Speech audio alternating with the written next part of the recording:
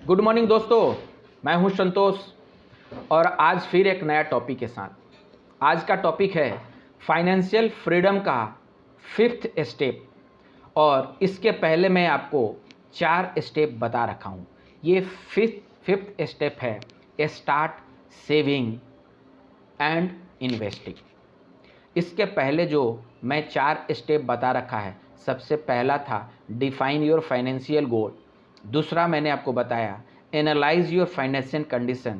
तीसरा मैंने आपको बताया कि क्रिएट योर इमरजेंसी फंड। और चौथा आपको बताया पे ऑफ योर ऑल लोन्स। और ये पांचवा मैंने आपको बता रहा हूँ कि सेव 20 और more than 20% of your income and start investing, learning and grow your fund.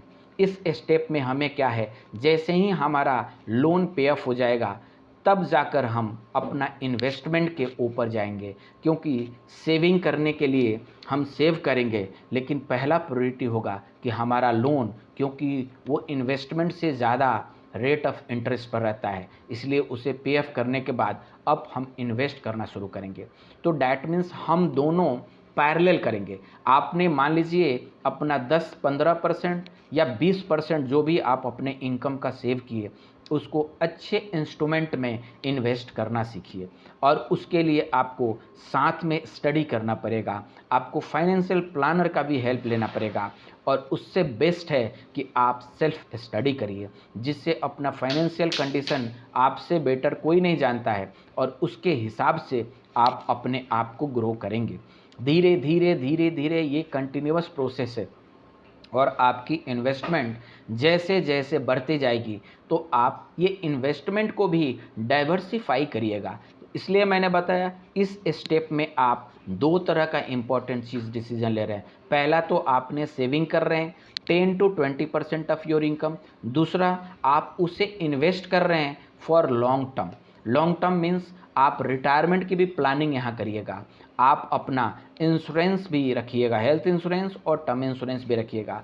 उसके अलावा आपको अपने बच्चे की पढ़ाई, शादी, फॉरेन डेस्टिनेशन या आपको घर बनाना है, ये सारे चीज़ को आपको माइंड में लेकर उसके हिसाब से आप अपना इन्वेस्टमेंट बढ़ाइएगा या उसके हिसाब से इन्वेस्टमेंट करिएगा। अगर आप रिटायरमेंट की बात करते हैं तो ये लॉन्ग टर्म इन्वेस्टमेंट होगा।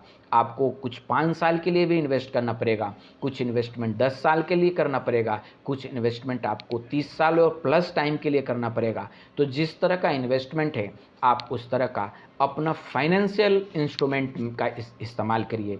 और आप जैसे जैसे ये स्टडी करेंगे इन्वेस्टमेंट का, आपको ये सारे नॉलेज मिलेगा। मैं कुछ फाइनेंशियल इंस्ट्रूमेंट का नाम ले रहा हूँ जो आप स्टडी करके इसमें अपने रिस्क एपेटाइट के हिसाब से इन्वेस्ट कर सकते हैं। जैसे आपको रिटायरमेंट के लिए चाहिए तो सबसे अच्छा है पीपीएफ है, ईपीएफ है, एनपीएस है।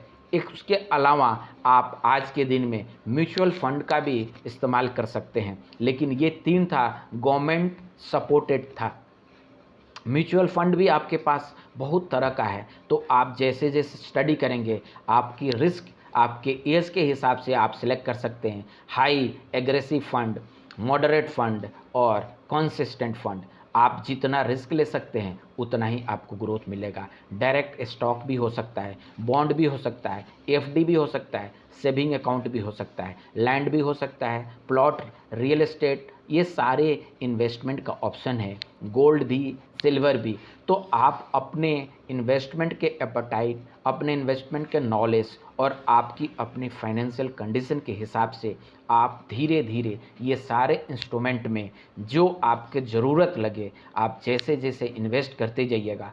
आपकी ये फिफ्थ स्टेप में आप इसे जितना अच्छा तरीक़ा से करिएगा, जितना ज़्यादा करिएगा और जितनी कंसिस्टेंसी के साथ करिएगा, जितनी अच्छी लर्निंग के साथ करिएगा, उतना जल्दी ही आप अपना नेक्स्ट स्टेप की ओर बढ़िएगा, और वो होगा सिक्स्थ स्टेप। तो दोस्तों, मैंने आपको आज फिफ्थ स्टेप जो कि है save your money and invest, ये दोनों पार्ट आपने कंप्लीट कर लिया। मैं नेक्स्ट जो sixth step of financial freedom है अगला वीडियो में बताता हूँ। धन्यवाद दोस्तों, थैंक यू।